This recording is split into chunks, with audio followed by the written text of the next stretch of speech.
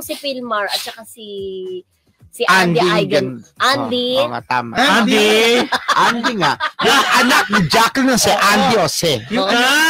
Jacqueline. Yes. Ay, ang ganyan man, no? Supposedly talaga palang ikakasal sila this year. Correct. Oo. Kaya lang, talagang mayroon tayong mga pamahiin na pinapaniwalaan.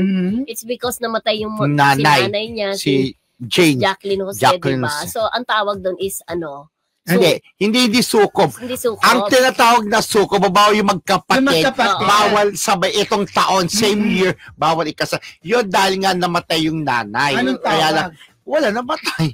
Pero hindi na, parang ayaw nila na may tawag dun eh. Itong patay na to biglang magpapakasal. Hindi.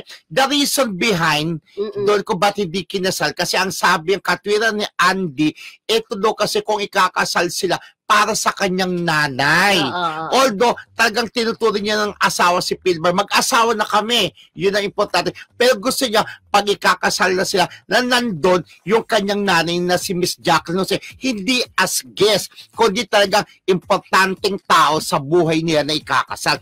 And besides, wala na rin daw yung kanyang close na mga importanteng tao sa buhay niya, like si Sherry Hill at saka yung daddy niya si Mark Hill. Parang ganon. So, hindi ko lang alam kung anong tawag. Basta, ang sukob na tinatawag, yung magkapatid na hindi pwede ikasal sa same year. Pero siyempre, ang feeling kasi ni Andy, parang yung mga importanteng tao, mga mahal niya sa buhay, parang din niya kapiling si Mark Hill, na tatay niya, si Jacqueline, si nanay niya, si Sherry Hill, diba? Totoo naman, parang gusto nila palipasin mo na yung parang ganon. Pero may usapan naman din sila ng kanyang kuya na si Gabi na ito ang maghahatid sa kanya, diba? Siya yung parang tatay. Kasi super close sila kahit na step-stepan lang sila, diba? Talagang siya punong abala nung namatay si Miss Jacqueline, diba? Pero sabi nga ni Andy, ikakasal at kakasal pa rin talaga kami, di ba?